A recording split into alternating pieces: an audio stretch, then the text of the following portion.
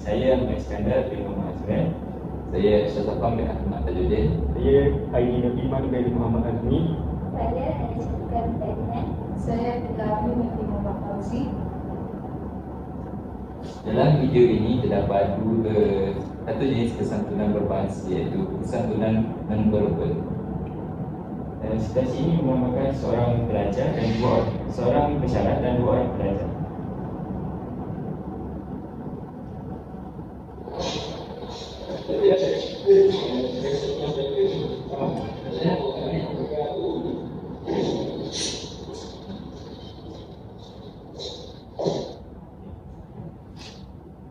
Baiklah.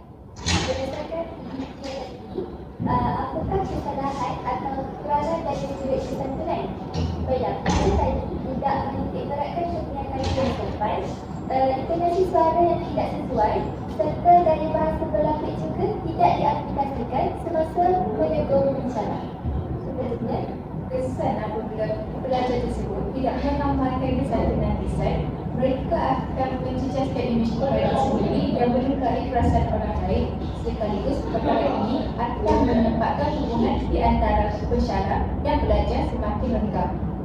Saya mencadangkan pelajar tersebut memberi salam ketika menegur pesyarat sebagai langkah memperbaiki kesantunan berbahasa sekaligus dapat menunjukkan sifat hormat dan sikap profesional sebagai guru pelatih.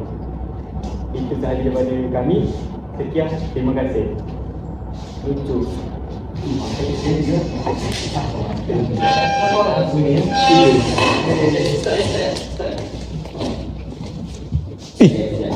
Merekod ni.